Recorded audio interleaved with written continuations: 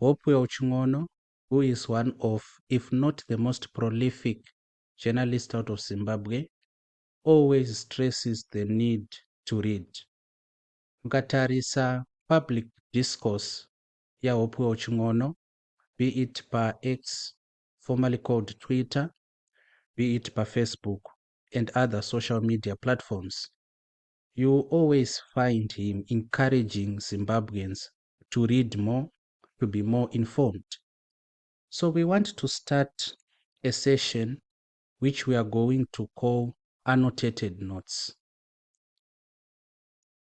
Saka, this session is called annotated notes. In this session, we are going to be reading together different books. The need of this session is to increase and also encourage readership.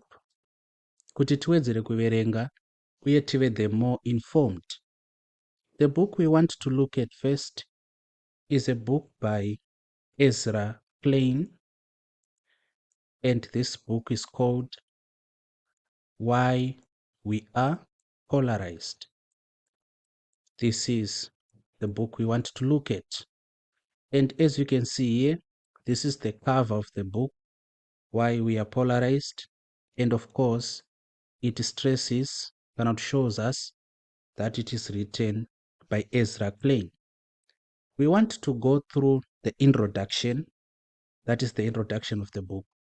If you want to join us in this study, book study rather, you can pause the video here, check our contacts in the description of the video, contact us so that you can have access to this book, so that you read the introduction first before you join us in our study. In this study, Trudakulta go through 6 questions. So these questions are going to be popping up on your screen. These 6 questions are going to be guidelines taking us through this study. The author. Anything you know about the author which can influence their worldview, any biases to expect, and how to counter them. So we want to focus firstly on the author. It's very important whenever you pick up a book to understand who wrote that book. Very important. You cannot divorce zvakanyorwa from akanyora. Saka our first question looks at akanyora wacho. What do we learn about Ezra Klein? Saka in order to answer this question, you can do this question externally. Kureva kuti you can use external sources kana kuti internally. Saka you can answer it both externally and internally. In this study, we want to answer this question internally. Kureva kuti toda kutarisa the introduction, and from the introduction we deduce who is Ezra Klein. But to do an external understanding of who Ezra Klein is, you need different sources, be it YouTube, be it social media, Twitter, now called X, Google, or other social media platforms. You can also use Wikipedia and other sources on the net to understand who Ezra Klein is. But when we are looking at Ezra Klein as the author of this magnificent book, Cheptanga, Ezra Klein, she is a madam. And I use this title, madam, as a form of respect. Women and female intellectuals have been sidelined for so long. Women can provide beyond the traditional home. Women can be useful beyond their traditional gender-based role. Saka, because of that, I use this term, madam. I take it from Madame Maria Curie. That is where I take this term from. So Madame Maria Curie, firstly, She is the first woman to win a Nobel Prize, and she went on to win 2 Nobel Prizes from 2 different fields of study, one in physics and the other in chemistry. I do not know if she is the only person who have won 2 Nobel Prizes from 2 different hard sciences.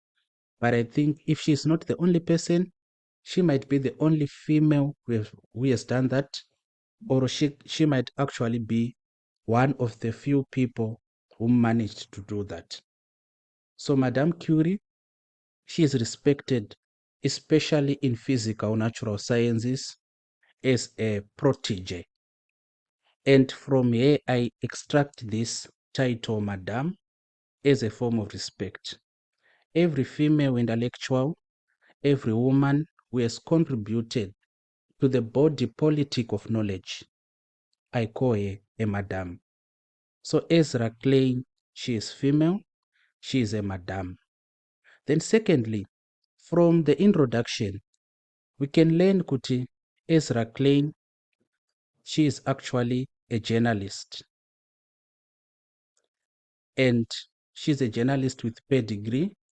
At the time of writing, she was counting almost 20 years of service.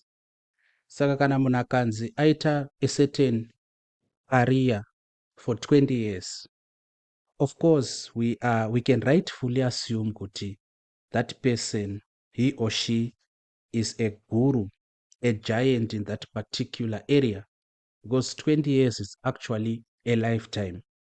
Looking at life expectancy in the 21st century, 20 years in certain areas of the world is actually a lifetime.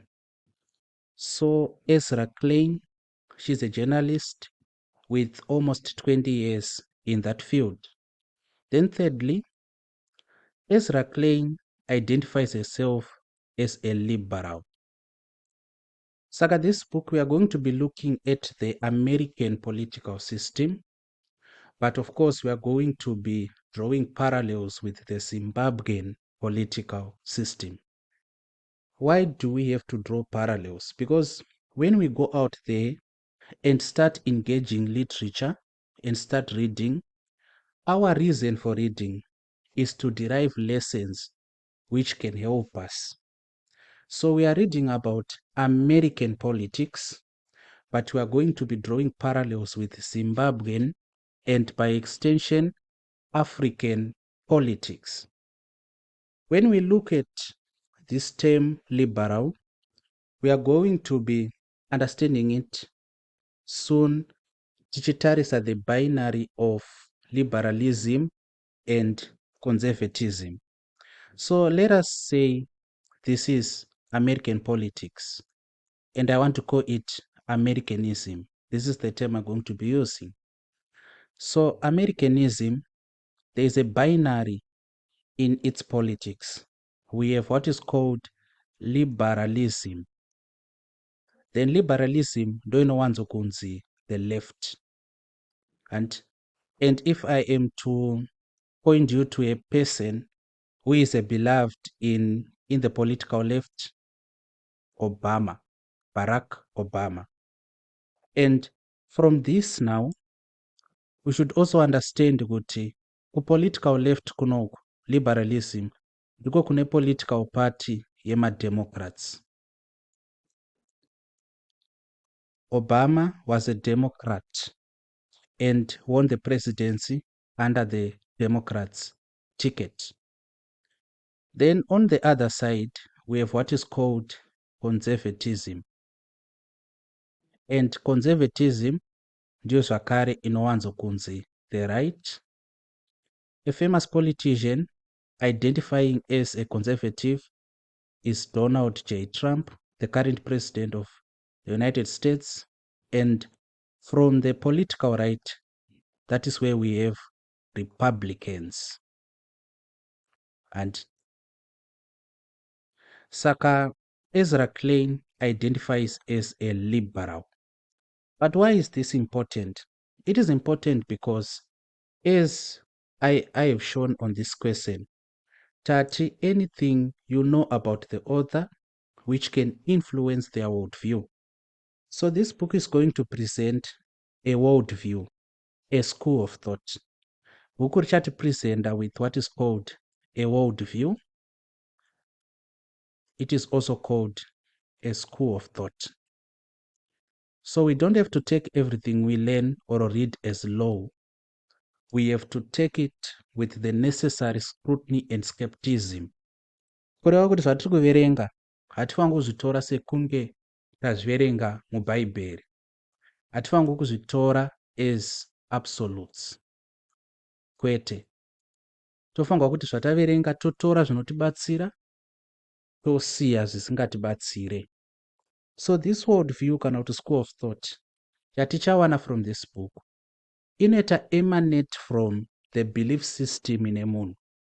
So if Ezra Klein is a liberal, as we are going to be looking at liberalism and also conservatism, we have to judge what she says in a book, knowing from the back of our minds that she has biases. So my bias, and the word bias, it has a negative connotation about it. But in all honesty, biases are everywhere. Biases are as natural as our very existence. So long if you have a position, kana muine zvamunotenda izvozvo, you have certain biases which drive you to that particular conclusion. Saka biases ana Ezra Klein, we should also look at them. Kuti liberalism, which is a political doctrine, haizi kuinterfere here ichikanganisa kana kuti ichi-exaggerata certain facts. So apa ndikuzvitaurira kuti muzive kuti when you are reading, you don't have to take things as absolutes. Zvandaverenga ndizvozvo kwete. You should know kuti these are world views, they are schools of thought. There can be biases here and there. So the general rule is take what works for you and critique what does not necessarily work for you. So these are the three main things we get from the introduction, telling us about Ezra Klein. And I have explained political doctrine. But from this political doctrine, we have to expect biases. And before we proceed any further, let us look at liberalism versus conservatism. Saka liberalism though it is usually connected with the term woke, where we have wokeism as a school of thought. Saka kana munhu achinzi ari woke, when we are talking about this usually comes to mind. We have what is called the LGBTQIA+. It's oftenly associated with wokeism. So wokeism cannot liberalism emphasize on individual rights. And dokunonyanya kutaura zvema-rights. Human rights are a right to expression, a right to do this, a right to do that. And we are going to be drawing parallels with our own politicians back home to try to establish on this binary of political thought, where do we find them? Then conservatism now, this is usually associated with traditionalism. Zvinhu zvazvaiva kudhara ngazvirambe zvakadaro. And under traditionalism, we are talking about something like patriarchy, which can be interpreted loosely as the superiority of men in society. We are talking about family values, kuti mhuri inorongwa sei. We are talking about many things. Saka ku-liberalism kana kuti ku-left ndokune zvinhu zvakaita se pro-abortion, mapaona, yavanoti pro-choice. The woman has autonomy over her own body. So the woman can choose to abort or not. That is the left. Then right, they are called pro-life. They say the woman has no right to murder. They equate abortion to murder. So this is a political binary we are going to be looking at. By so saying, we have sufficiently, or rather, we have satisfactorily answered our first question. Let us now go to the second question, which is going to guide our discourse. Our question number 2, irikuti, the title, Why We Are Polarized. Before reading the first sentence in the book, what did you expect to get from the title of the book alone, taking the title to be the topic sentence of the whole book? Saka tatarisa Ezra Klein as the author of the book, takuda kutarisa the title of the book, Why We Are Polarized. Saka this point iri kuti taprompt kuti tivunze the question, takabata the book, before we even open the book, what do we expect from it? So if we have our expectations before we open the book, then when we open it, we allow ourselves to be open-minded. Kureva kuti our preconceived ideas, we allow that they be challenged. That is how we learn. We have a common saying in Noti, don't judge the book by its cover. And don't judge the book by its cover. This is what we are doing literally. Trukutarisa the cover of the book, and we are trying to imagine kuti chii chatingawana mubhuku iri. So when we try to imagine zvatinowana mubhuku iroro, we are establishing our preconceived ideas. Saka pa topic ye polarization, do we have preconceived ideas? These ideas now, they can be brought to question, kureva kuti tinogona kubvunzwa kana kuti tinogona kuchallengewa on these ideas. That is when, or that is how we actually learn. So let us look at the title, Why We Are Polarized. And I want to take you through my own thoughts. Of course, you should have your own thought. Kureva kuti munofanirwa kunge muine zvamunotarisirawo from this particular book. Zvandotarisira inini hazvireve kuti ndozvichatarisirwa nemunhu wese, but I'm just taking you through what I expected. Chekutanga ndachibvunza mubvunzo wekuti bhuku redu rinonzi Why We Are Polarized. So I need to understand kuti ari kumbonzi we ndiani. And saka in context now, context, we iri kurefer to the American people, because Ezra Klein is from that part of the world, and she is writing from the perspective of that part of the world, which in itself contains its own biases. Saka there are certain things which apply to America which do not necessarily apply to Africa or Zimbabwe. We have to take note of that and critique or apply what we learn in context. But now, if it is about America, why are we reading it? What is the need of reading something from America? In what way does that help us? So reading something from America, we do have to do an exercise of extrapolation. We extrapolate so that it applies to Africa by extension, but particularly to Zimbabwe. Saka we are apo kunyangwe mubhuku achireva America kana kuti achirefera ku a certain ideology inonzi Americanism. Isusu tichatarisa from the lenses of Pan-Africanism, from the lenses of being Zimbabwean born and bred. then we extract lessons from that perspective. Mapaona. Then now the other part we want to focus on, of course, is why we expect, cannot I expect reasons explaining why we are polarized.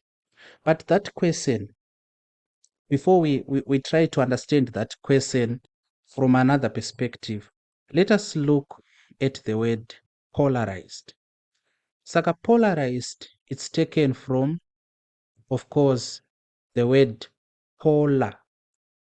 Polar ichibva pakuti a pole. Okay, let us do this. A basic and very introduction to geography and science tells us that the earth is tilted like this, and takanzwa vamwe vachiti the earth is flat in the name of God, and it's very shameful. Then we have an axis, and if we are to draw a vertical line like this, the angle here will be 25 degrees. So it's tilted about 25 degrees like that. We have what is called the North Pole,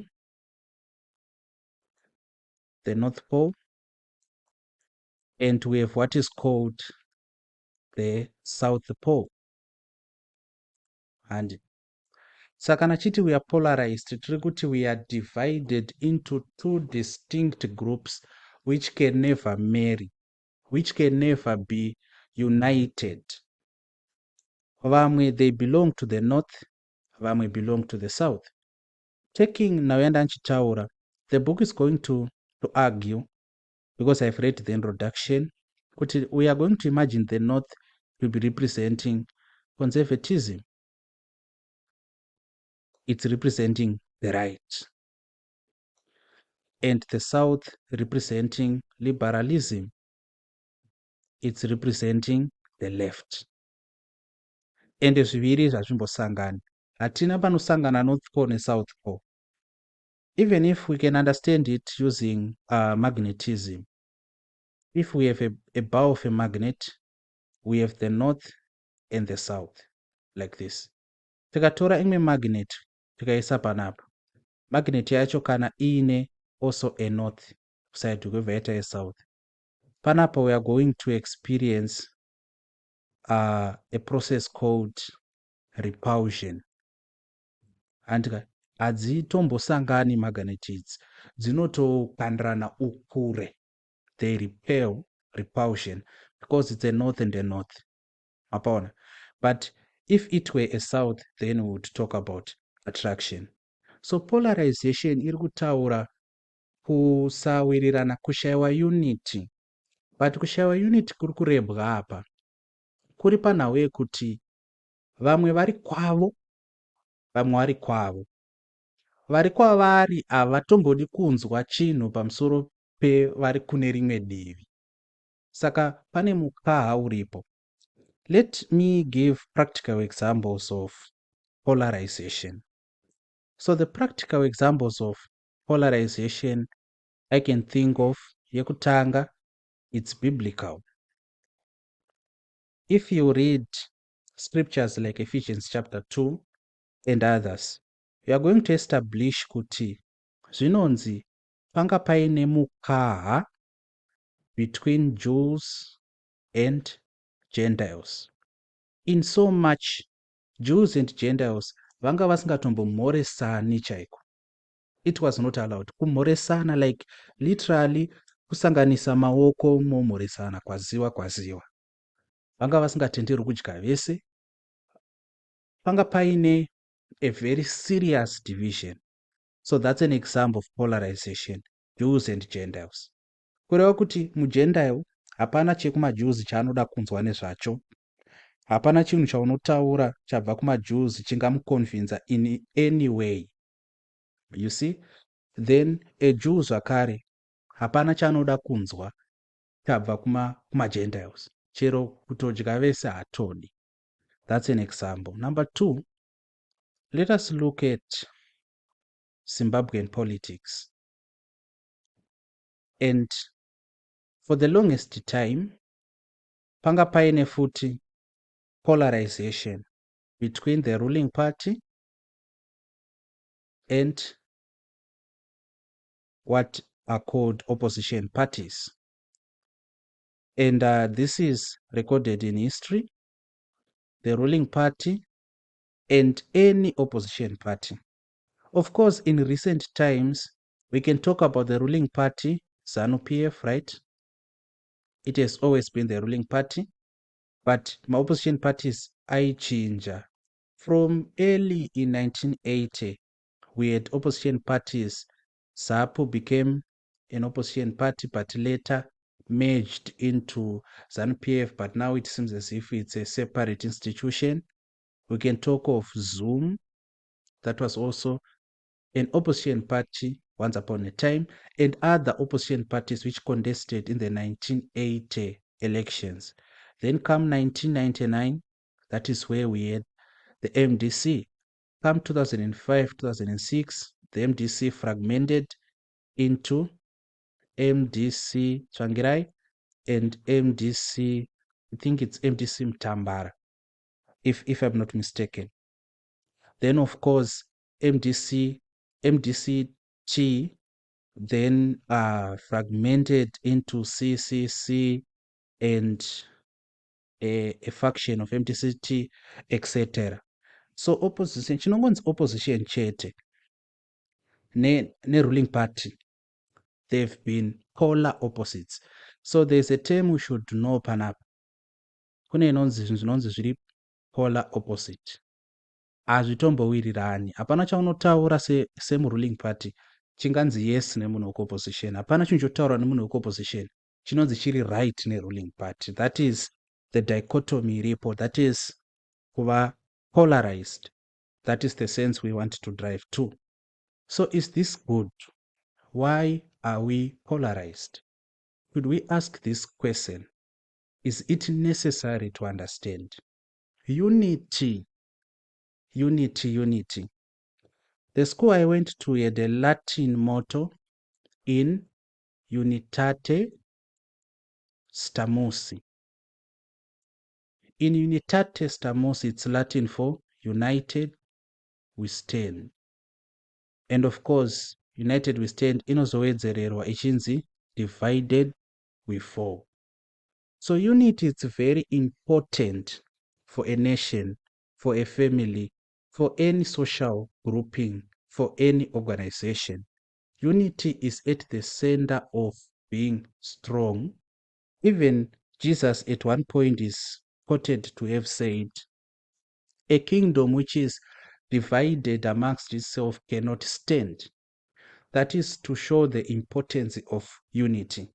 So that which threatens unity is polarization. So polarization threatens unity. That is the very reason why we should study polarization, so that we understand what is threatening the unity, which is very important to national discourse, institutional integrity, to families, to social groupings.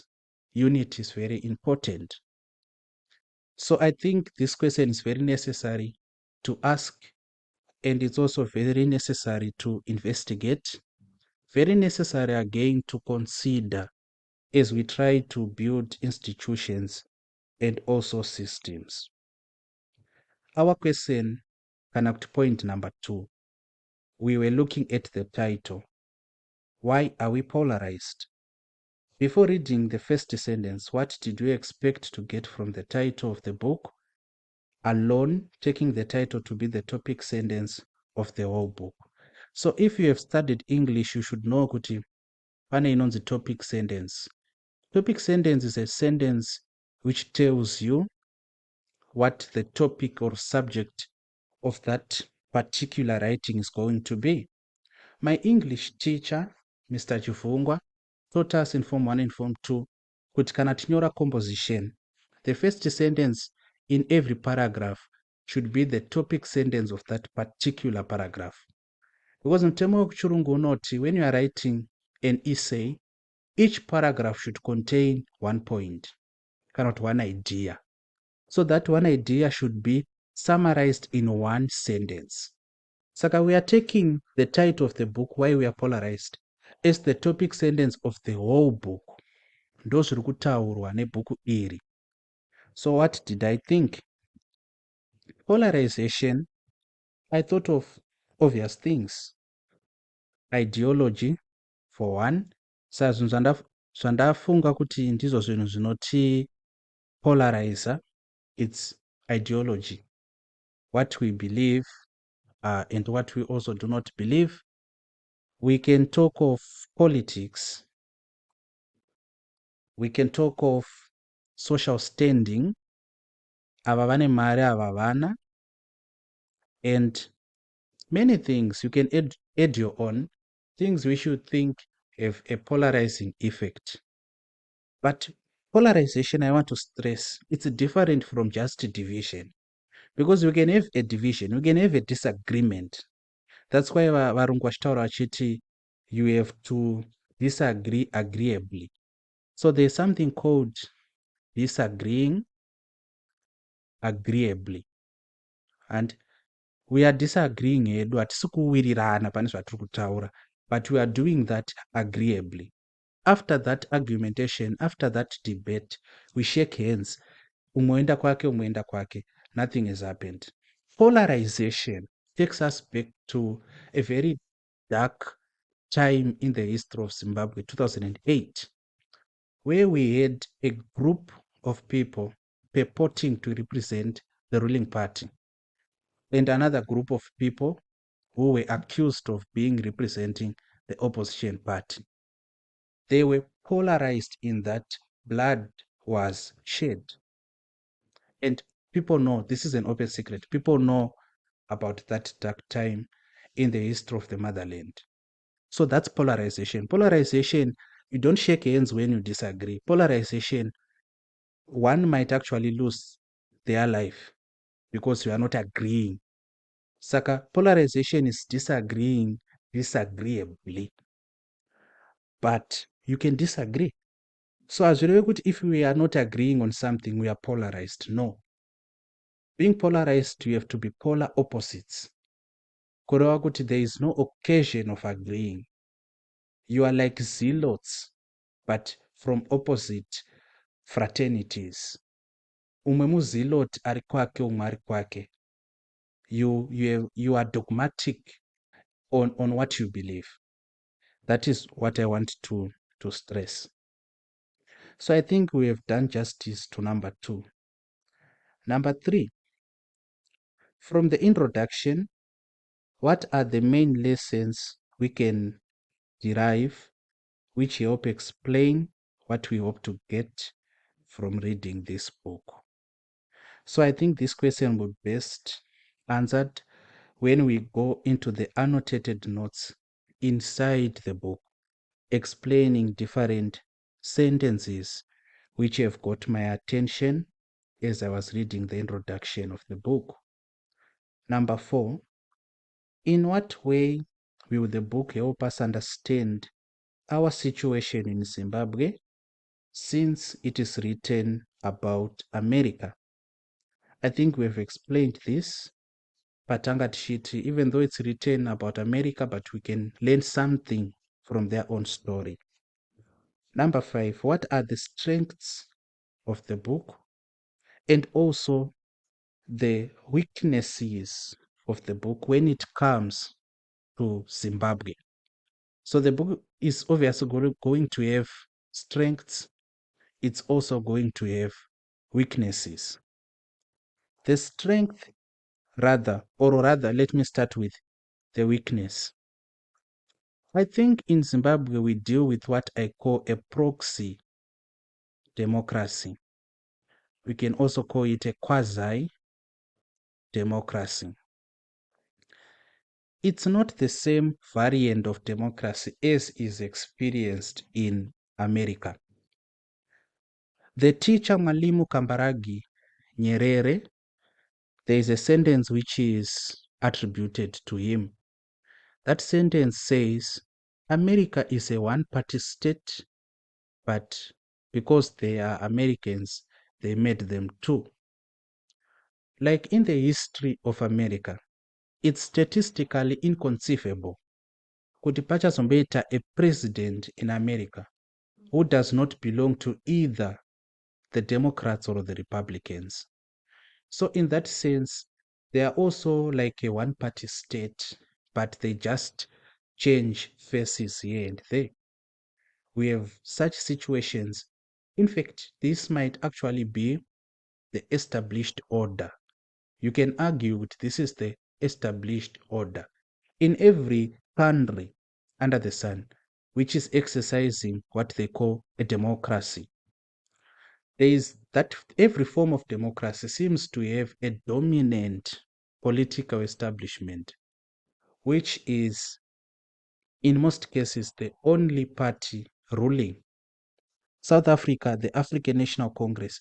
In Southern Africa, if you look at Southern Africa, you see that with the exception of few countries like Zambia, Malawi, most of the countries, they are ruled by ruling parties. So that's some form of a one-party state. So when I say proxy democracy or quasi-democracy, I'm not necessarily talking about the situation we find ourselves in, that the transitioning of power seems to be contentious. Our democracy is not yet matured to the extent that power can be transitioned smoothly. It does not become like nationwide news whenever terms of power transitioning come into play. And also I'm not limited to the fact that changing faces when it comes to the person occupying the highest office in the land seems to be contentious. I'm rather talking about like the foundational pillar principles of democracy, which are a rule by the people for the people. So rule by the people, I think this is attributed to Abraham Lincoln. Rule by the people, rule by the people for the people, like this. Or things like rule of law, etc. Like common things, freedom of speech, for example. You see, like those common things, they are not really a lived experience in most African states and nations, Zimbabwe not being an exception. So that is going to be a limiting factor. The variants of democracy we have are different. The variants of democracy we have are different. If it so happens that people are going to comment under this video, it's going to be self-evident that the variants of democracy we have are different. So that's one of the limiting factors. We are going to see others as we progress. Now, when we look at number 6, we are going to be discussing the various subtopics inside the text.